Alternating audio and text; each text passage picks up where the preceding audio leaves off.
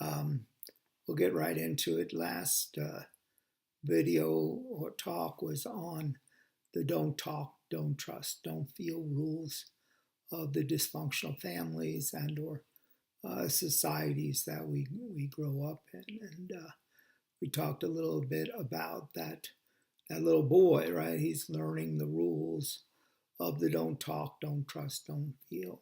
And so, and then we talked a little bit about him uh, picking up some alcohol or some pot or drugs. And I want to share also, as well as behaviors, sexually acting out or relationships, codependency, um, all those are ways of that little boy trying to manage that life, that inside how he's feeling, because he's not allowed to have feelings, and here they come. And so he sets up many defenses against these feelings to not experience them. So then I want to look a little bit kind of into the addict brain, or into my brain, where I've kind of figured some things out. There's two parts to me, because I think we all see it. There's been two parts to our addiction as well. With that one, that, oh, I'll never do that again. I know how wrong it is. I know how many people I'm hurting by picking up again. All that. Yet we wake up from that blackout drunk, or whoa, what happened there, right? So what's going on? I have this great need and want to not pick up and use, yet somehow I'm able to convince myself that maybe this time it'll be a little different. I'll handle it a little bit different. And so I talk myself into using again. I think a lot of us have made those pledges. Oh, I'm never going to do it. So what's going on in that brain up there? So I look at it. So I'm seeing there's two parts of that brain. One part, that emotional part, that little boy part, right? We'll call it ego as well. The big book talks about egocentrics. Talk about ego. The big book talks about, and when I get to the big book, that's the big book of Alcoholics Anonymous, and it also talks about self, right? That we selfish and self-centered, right? So that seems to be a different part than me, the sober man here. What is that? So I'm looking at that part of my brain is actually the emotional side of my brain, and that's the limbic system that's creating these emotions, these feelings, these things that have come up. And then I got this thinking mind, hopefully, that's saying no, that the evidence shows that drinking for us, or drugging, or acting out, uh, that doesn't work for us. Yet I get that emotional mind jump right in. So from here, I'll call him the little boy. That's what I like to call that little boy. But again, we can call it self, we can call it ego. I don't know. The addict within, whatever it's work for you. But I call it the little boy and the adult. And then who's driving the bus? No, it's who's going to drive my life down the road. Who's going to be in charge and get me where I want to go, right? And from the beginning, that little boy was taught that he was driving the bus. It was all up to him. He couldn't talk to nobody. He didn't trust anybody, and oh, he wasn't going to talk about it.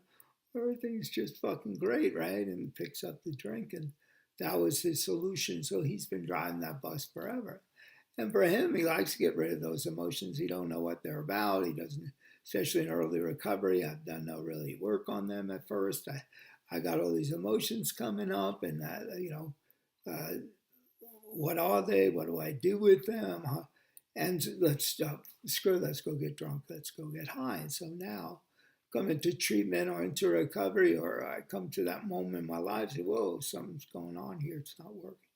So what had to change was who's driving the bus, who's in charge of my life. So that's now the adult within me, this thinking mind, this wise mind, whatever we want to call it, that part of me is now responsible for my life. That part of me is the one that has to drive the bus. However, that little boy isn't getting off the bus. He's the passenger. He had me tied up and in the back. He had the adult tied up and in the back of the bus. Well, he goes merrily along his way because he didn't give a shit. He just wanted to get drunk or high. That's what he wanted to do, go act out. He didn't care about the consequences. He just needed that. I got to feel better. I got to manage myself. And now the adult is the one that's in charge now. The little boy's not giving up. He's got feelings going to come up, and he's going to get rid of them. But he no longer gets to make that choice. I, in my recovery and my healing, the adult has to now drive the bus. And little boys tell him, "Hey, man, you don't know how to drive the bus. Come on, just this time we're different. I'll drive the no, no, no. I love you." So now there's no way to look at it. So that little guy is now a passenger in the bus, right? He's no longer driving. But he's a passenger, that little boy. And now, if we look at a little boy, we all have little boys in our lives, where they're our sons or our nephews, or we have little kids, our daughters, our nieces. We all see little boys. Would any of us in our right mind take that little boy, that little girl, put him behind the wheel of a real live bus, turn the bus on, hand the kid a half pint of Jack Daniels, and say, "Hey, take that bus for a ride down the road"? No, we would never do it. So why are we allowing our own little boy to drive that? We're irresponsible if we do. We need to grow up. It's really I needed to grow up in my recovery. I had to be responsible for all my choices in my life. And when the adult makes the choices, I do a little bit better than when that little boy makes the choices. But he ain't done. He wants to make it all go right, because the whole world is pretty scary to him. But what he does get to do is feel scared. He can feel hurt. He can feel angry. Whatever he wants to feel, he's allowed to feel. But he's not allowed to make any choices or decisions in how I'm going to get there. And he's yelling at me, "Oh, I know what I'm doing. You don't know." I let him know, well, I got a new map. The map that I follow now is a 12-step path of recovery program. Those principles of that 12-step program, we'll talk more about that in another session or another. Yeah. And but right now, that's what I'm going to follow, and the little boy does it. But I also want to look at the word self, right? We use that word self. The big book calls it selfish and self-centeredness. And so, yeah, this little boy, when he gets a hold of the wheel of the bus, he's selfish, he's self-centered. It's all about him. He doesn't care about anyone else. So in my recovery, what do I got to do? Well, I got to start taking care of myself. I got to start being there for myself. I got to start disciplining myself. I got to start loving myself. I got to start loving that little boy. So addiction is, to many of us, though, we do get angry about the addiction and the drugs and how it messed everybody up, and family sees it and so evil. And no, it's the work of a little boy. And so what I like to do is, instead of making him wrong and bad, just loving him, let him know he's a good little boy. Now I'm going to drive the bus, and I'm going to take care of him. Another thing is, I'm going to be there for him. I'm going to let him know, "I got it, buddy. I love you. I know you're scared, but I'm driving the bus. I'm in charge now. I'm going to do that." This adult, he's going to constantly be trying to jump in, as I've said, but I don't let him know more.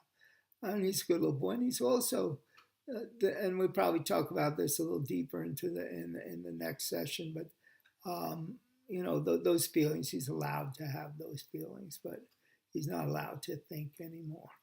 He just don't, because his thoughts get him drunk. Mine maybe get me to a meeting, or call my sponsor, or say a prayer. Or, there's many things that I can do from what that little boy was doing. So I think we're going to stop there. We're going to talk about him a lot more later, but I think for tonight, this might be it.